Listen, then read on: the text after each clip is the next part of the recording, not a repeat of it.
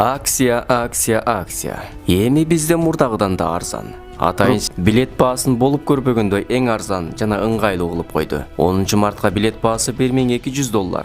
Жана эң сооптуу айлардын бири. Алайда ким умра кылса пайгамбар саллаллаху алейхи вассалам менен ажылык кылганын сообу берилген Рамазан айында умра сапарына экинчи ирет жолго чыгабыз. Мындан сырткары сизге ихрам кийими, умра боюнча китептер, сумка, жилет, аялдарга жоолук, замзам суусу бекерге берилет. Жана эми документке деп жүгүрбөйсүз. Баарын өзүбүз бүтүрүп, буйруса сиз көрбөгөн тарыхый жерлердин баарын зыярат кылып келебиз. Сиздер жетектеген илимдүү Дамла Санжар Тыныбек уулу. Байланыш үчүн номер 0773 691 877. Бир барсанда көңүлүңүздү көксөгөнүн биз менен чогуу арзан жана ыңгайлуу баада билет алып, тилегиңизди орундатып келиңиз. Мындай ыңгайлуу шарттар бизде гана бар. Андыктан жазылууга шашылыңыз.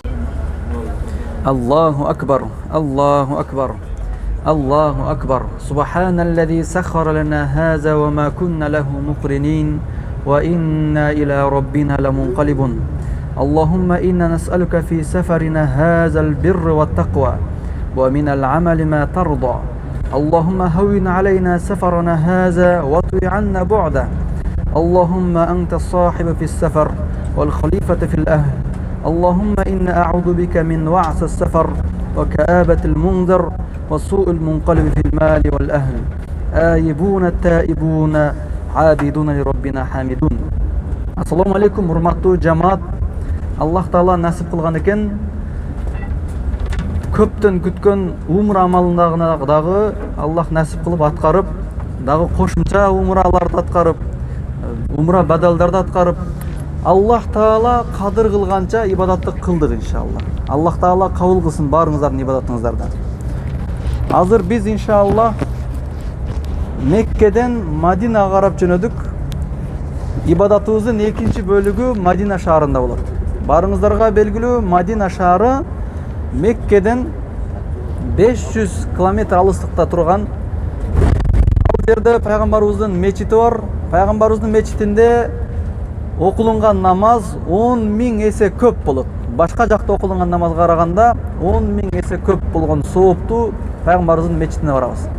Пайгамбарыбыз айткан, 3 түрдүү мечитке гана сапар тартып ибадат үчүн көчсө болот деген. Алардын бирөөсү Акса мечити, экинчиси пайгамбарыбыздын Набави мечити, үчүнчүсү мына бул Харам мечити, Кааба жайланышкан. Каабанын жайланышкан Харам мечитинде келип ибадаттарды кылдык. Аллах насип кылса, сиздер 100.000 эсе көп болгон сооптуу мечитте намаз окудуңуздар. Эсептеп айта турган болсок, күн сайын 100.000 эсе көп сооп алып окуп аттыңыздар, эгер бир күндө бир эле жолу барган болсоңуздар. Ал эми 3-4 жолу же 5 жолу барып окусаңыздар, дээрлик мындай математика менен эсептей турган болсок, 130 жыл ибадат кылган барабар окудуңуздар иншалла. Ал эми азыр биз Набави мечитине баратабыз. Ал жерде ар бир окулунган намаз 10.000 эсе көп сооп. Ал жерде сиздерге айтыла турган нерсе, ал Набави мечитинин жанындагы гостиницабыз пайгамбарыбыздын ошол мечитине аябай жакын жайлашылган, дээрлик чек арасына жармашып турат. 5 убакыт намаз пайгамбарыбыздын мечитине киресиздер. Мадина тууралуу айта турган болсок, пайгамбарыбыз Мадинага Меккеден хижрат кылып барган, көчүп барган. Дин ошол Мадина шаарында таркаган. Мадина эли исламды көтөрүшкөн. Ал жерде жашагандар ансарлар деп аталат. Ансарлар деп динге жардам берүүчүлөр деп. Ошол ансарлардын урпактары азыр деле тирүү. Насип кылган болсо, көрөсүздөр, Мадина шаарынын абасы аябай салкын, бизге жагымдуу, элдер аябай жүрөктөрү жумшак. Дээрлик Мадинадагы турган күндө сиздер бир рахатты сезесиздер, чындыгында дин ушул жерде таркаган экендигине дагы бир ирет ынанасыздар. Анан жана айткандай эле 5 убакыт намаз каттаганга аракет кылыңыздар. Ага мүмкүнчүлүк бар. Азан айтканда түшсөңүздөр деле мечиттин жанында болгондуктан азан айтканда түшсөңүздөр да намазга үлгүрөсүздөр. Набави мечитте кылына турган ибадаттар: 5 убакыт намазга түшүү, экинчиси пайгамбарыбыздын раудасына. Рауда дегени менин үйүм менен мечиттин ортосунда бир бакча бар. Ким ошол жерде намаз окуган болсо 10.000 эсе көп сооп болот деген. Дагы башка бир риваятында Кимде ким ошол жерден намаз окуган болмосо бейиште дагы чогуу болот деген хадис бар. Анан раудада намаз окуу, андан сырткары пайгамбарыбыздын кабырына келип салам айтып өтүү. Пайгамбарыбыз айткан, кимде ким мени дүйнөдөн көз жумгандан кийин келип зыярат кылса, тирүүмдө зыярат кылгандай эле болот деген. Жана андан сырткары иншалла Мединада дагы бир күн зыяраттарыбыз бар. Ухуд тоосуна чыгабыз, курма бактарына барабыз. Ошол Медина шаарындагы жашагандар курма бак менен тирилик өткөрүшкөн. Жана пайгамбарыбыздын мечитинин жанында, Набай мечитинин жанында Жаннатил Бақи деген мазар бар. Бақи көрүстөнү. Ал жерге сахабалар коюлган. Пайгамбарыбыздын баласы Ибрахим жана башка пайгамбардын үй бүлөсүнөн ошол жерге көмүлүнгөн. Жана азырга чейин дагы ал мазар иштейт. Орун бошотуп, жаңы дүйнөдөн көз жумгандар ошол жерге коет. Насип кылган болсо, Набай мечитте жаназа намазы окулгандан кийин эркектер кирип мечит жаназага катышсаңыздар болот. Мейитти койгонуна сиздер да бир сыра катышканга көп боло аласыздар. Ал жерде дагы иншалла зыярат кылабыз. Бирок эскерте кетчү нерсе, эч бир жерге сыйынылып кетилбейт. Биз жалгыз Аллахка сыйынылабыз. Бара турган жерлер зыяраткана кылынат. Жана дагы Мадинада бара турган жерибиз Куба мечити. Пайгамбар айткан, кимде ким Куба мечитинде 2 рекет намаз окуса, умра кылганга барабар соопка ээ болот деген. Иншалла Аллах Таала барыбызга мына ушундай улуу соопторду насип кылган болсун. Азыр биз дээрлик саат 1ден өтүп жөнөдүк. Кечке чейин насип кылса Куптанга чейин жетип калабыз.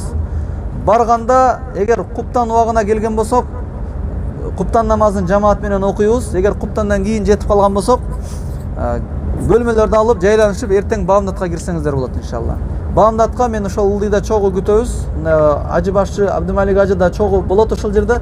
Бир сыра көрсөтүп коебуз. Набави мечити аябай тынч. Ал жерде адашуу болбойт. Кыйын жери жок иншалла. Аялдар өзүнчө, эркектер өзүнчө кылынган бөлүнгөн намаз. Несе? Микрофон чыкпайт а.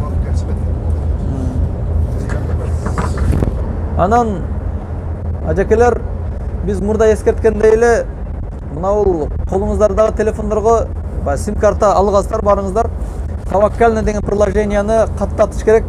Айрыкча аял кишилер, эркек кишилер мындай карап көрөсүздөр, пайгамбардын раузасына салам айтканга элге аралашып кирип кетип атат. Бирок мына аял кишилердикин аябай катуураак карап атат. Ал жерде иштегендер балки мынжыктыгынан Аллах алам. Ошого приложенияны сөзсүз аял кишилер көчүрүп алыңыздар. Азыр мен ушул эмеге жеткенге чейин, Мадинага жеткенге чейин колдон келишинче бир-бирден жаныңыздарга өтүп, ошону орнотуп бергенге аракет кылам. Телефонуңуздардагы сим карталарды салыңыздар, иштетип туруңуздар. Эгер мүмкүн болсо, баягы Таваккалнаны көчүрүп алып койсоңуздар жакшы болот. Анан эң биринчи аял кишилердикин кылып берели, анан экинчи очередтен эркек кишилердикин, ажекелердикин кылабыз. Паспорттун копиялары менде бар. Ошол телефон сим карталарын салып, телефонуңуздарды даярдап турсаңыздар эле болду иншалла. Анан азыр бир аз жүргөндөн кийин асырга жакын бир жерге токтойбуз, асыр окуйбуз жана тамактанабыз. Курсак аштар болсо иншалла ошонун ориентирин алып отура бересиздер. Мынакей аз бир ажыларга эне арабский кофе. Арабтардын кофесинен берип атабыз буюрса. Эң алгач ажы башынан баштайлы. Speak English? English. Some? Arabic? Your name. Мынакей арабтардын улуттук кофеси ушунда бул ба?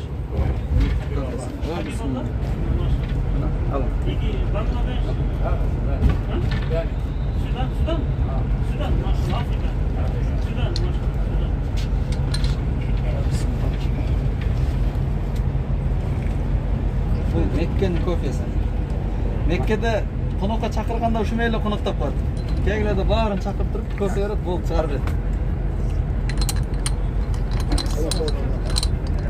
Ойлаңыздар.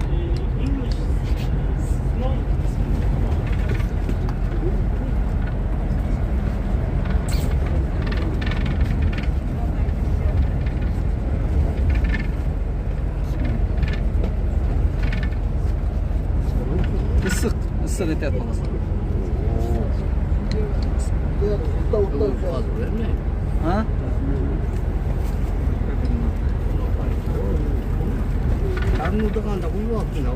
Az almashtırib beraman. Buni atay issiq beradi da. Qo'yammi? Beravering sen. Zamzam iche turgan stakan ekan. Zamzam. Arapların kofesi değil mi? Arapların kofesi. Normada.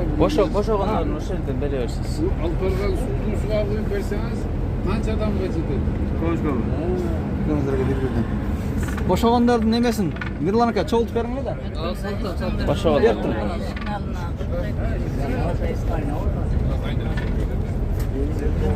Bu Mekke kofesi bu.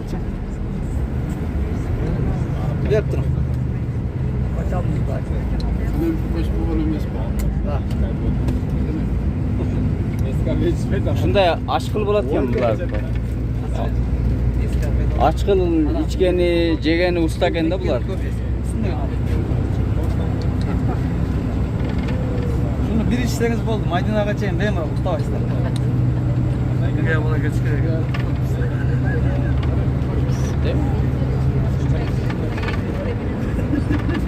Ciddi öydesiz. Endi Mekkadan ishga olib ketar bedasi ko'p olib ketding-mi? Aytganingizda bo'g'a qoldi. Yedishni beringchi? Barına ciddi öydüm lan. Yetishincha. Yetişince. Nimaga orqadan? Ulan ashtama jetsa bo'ldi. Balada qolaman. Qizil aytadidagi.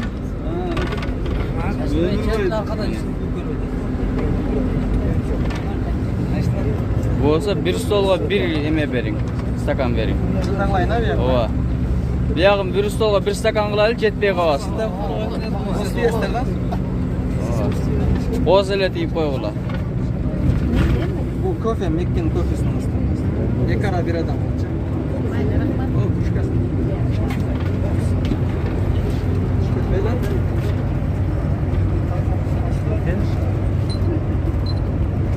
Okey. Otodan nasıl deyip göster. Ulan.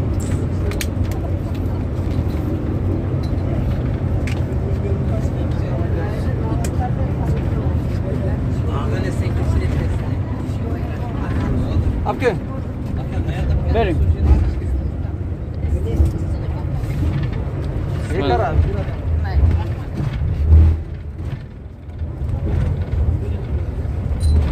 Eğer jaktı desenizler Madina'da şu bilen bakın Türkiye'ce. Bu Mekkeliklerin ulutluk içindeki. Ekara bu. Jaktı o.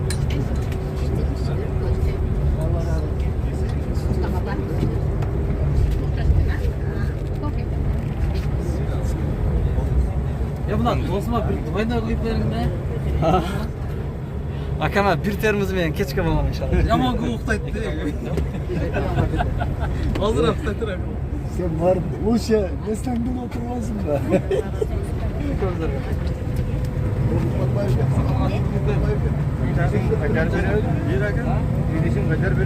Aytarasizlar. Savqoydan zamzam qo'yamda olib qo'yingizlar ana. Romantichniy kafe. Bir ichasizlar bo'ldi. Madinagacha. Birda Nasriyga joyda. Chayga qo'shilaydi biz. Qog'ozlarga birdan bersak qo'ytar, nimani olib kelsangiz? Idishda. Qadam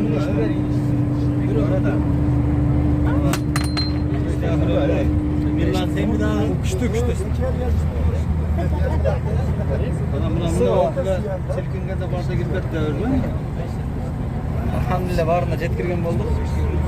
Ekara kıldızlar. Yetkizdik ha. Var da vereyim. Ne oldu inşallah yeme? Ha? Yüzü ayna. Babalardan çık bu ayna. Ciddi. İnşallah. Bu boş olanda sakin bize kotarızlar. Nemdeyiz. Zamzamdan kopya kılçı. Bugün koldan geçince sim kartaga tavakkalini ötkürüyoruz. Bütpey kalganını erten kofesi menen. Kaçınsan aldın da çı. Kofeden içip koyup jasap beremiz. Oldu biz yerten varalım. Только сахар салыш керек экен да. Bu üstüne içildi bez sakar. Açık. Mekke'nin bu kofesi. Ошондо мен вот бирок ошондо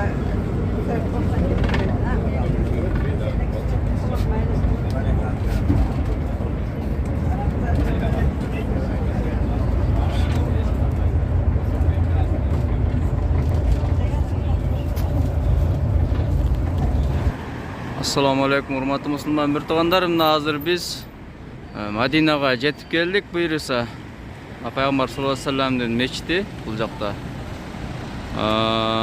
Туугандар, мүмкүн болсо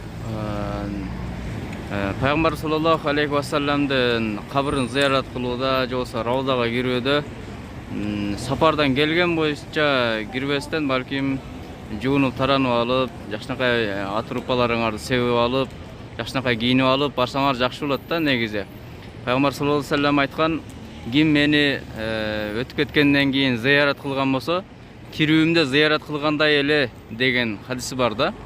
Эми Пайгамбар саллаллаху алейхи вассалам эгер тирүү деп эсептесеңиз, мисалы ушул сапардан чарчаган бойдон, чаң бойдон, тердеген бойдон ушу Пайгамбар саллаллаху алейхи вассаламдын алдына барат белеңиз деген суроону өзүңүзгө берип, анан ойлонуп, кийин анан ишке өтүңүз да.